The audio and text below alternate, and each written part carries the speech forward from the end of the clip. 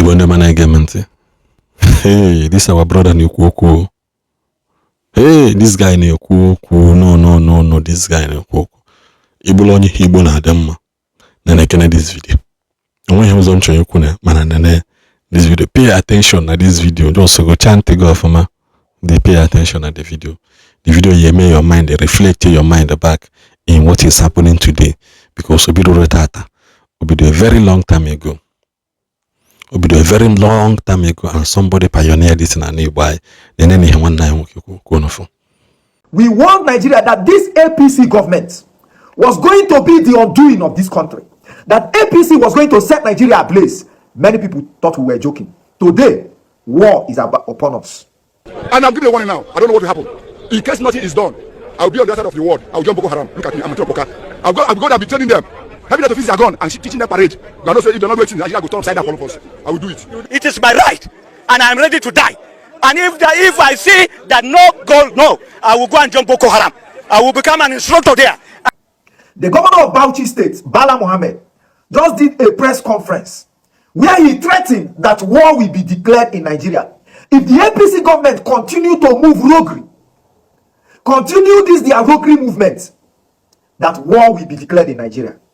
The APC-led federal government think they can use the courts, the institution of government like the EFCC, to persecute and prosecute Nigerians that are not within their own party. If they don't stop, we are going to declare war. I assure you we are not going to keep quiet any longer. I won't allow anybody to criminalize me because I'm not in their party. And I refuse to join their party. And I will not join their party. As if this was not enough, this is a video of Aisha Yusuf threatening that 2027 will become war. Because the APC will make it to be so. This is the video. That Igbos are marginalized. Igbo people are unmarginalizable. Nobody marginalized us. God answered our prayers and gave us Muhammad Buhari. And I want to tell you today, God has told us that Buhari is a prayer answered. Whether you hate him or whether you like him, Buhari is a prayer answered. The bishops of Nigeria, the Catholics prayed against bribery and corruption. And this president came with a Magna Charta that has to do with war against corruption. All the prayers we have been doing against corruption, God answered that prayer through a Muslim who decided not to discriminate. There's nothing like religious racial discrimination in Buhari's administration. He is a man for all. He means good for this country. And we owe him support. Unalloyed support. Consistent support. Perennial support. Unstoppable support. Spiritual and otherwise.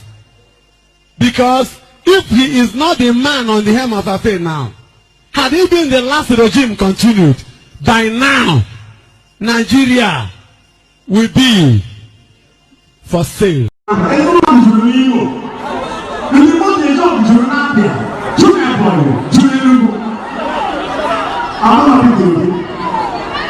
stingy man cannot be our president. We are only hungry.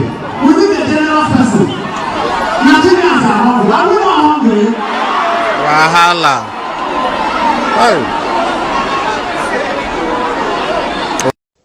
And I'm giving a warning now. I don't know what will happen. In case nothing is done, I'll be on the other side of the world. I'll join Boko Haram. Look at me, I'm a Poka. I'll go and be telling them.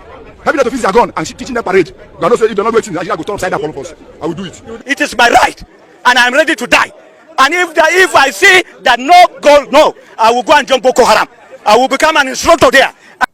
The governor of Bauchi State, Bala Mohammed, just did a press conference where he threatened that war will be declared in Nigeria. If the APC government continue to move roguery, continue their roguery movement, that war will be declared in Nigeria. The APC-led federal government think they can use the courts, the institution of government like the EFCC, to persecute and prosecute Nigerians that are not within their own party. If they don't stop, we are going to declare war. I assure you we are not going to keep quiet any longer. I won't allow anybody to criminalize me because I'm not in their party. And I refuse to join their party. and I will not join their party. As if this was not enough, this is a video of Aisha Yusuf threatening that 2027 will become war because the APC will make it to be so. This is the video. Nigeria is at war. Going into 2027 is going to be a war, and we're fighting for our lives and we're fighting for the soul of this nation. So giving up is not an option. As if that is not enough, if you still want a proof, about 2 days ago, after the killing in Plateau, the governor of Plateau State showed up at the venue of the mourning where people were mourning. He showed up at the venue with armored vehicle, armored tank. He could not even stand on top of it. He was inside it addressing the people. What does he prove to you? War. As if that was bad enough, the president of the country, Bola Ahmed Tinubu, with all the forces in Nigeria, the army, DSS and everything, came to Plateau to see those who lost their loved ones. Instead of going to the community to see them, he stopped at the airport and met with them at the airport. He couldn't even enter inside Plateau State. War is here. Ladies and gentlemen, see, if you do not have any fighting skill, please, if you don't have any fighting skill, it's time to go and acquire one. Go and acquire a defensive skill, but more importantly, attack skill, because attack is the best form of defense. The way Nigeria is rolling, the APC is bent on setting this country into chaos. They are bent on setting this country ablaze. If you look around the country, everywhere is silence. Graveyard silence, not peace. They have threatened all the politicians. Just like Bala Mohammed said, they threaten you with EFCC, trying to criminalize you. If you look throughout the Southeast, all the politicians have gone silent. The only 2 politicians that are still speaking in the Southeast, that is against the bad governance, is Peter Obi and an Enyinya Abaribe. The likes of Rochas Okorocha, Ngige and Co have been threatened with EFCC into silence. Go to South. The only people that are speaking in South is Amechi and Dixon Saraki. The rest has been silenced. Southwest is already a graveyard silence. Sheyi Makinde and the governor of Osun State, they are not really speaking. They are opposition, but they are just calm. They are not speaking. And of course, they are in power. It is only in the north you will see those who are speaking and facing EFCC, the likes of El Rufai, that is not afraid of EFCC. Of course, Atiku. And that is why we warn. If you know that you are corrupt, stop joining politics, because you become a slave. Once you join politics as a corrupt person, you are going to steal. And once you steal your documents, they will use it to control you. They can even kill your political ambition. Rochas Okorocha used to have a political ambition of becoming a president. When EFCC came, Rochas Okorocha peed in his pint. He was crying inside his house, doing video, crying on a live video. So please, the country is about to go to war.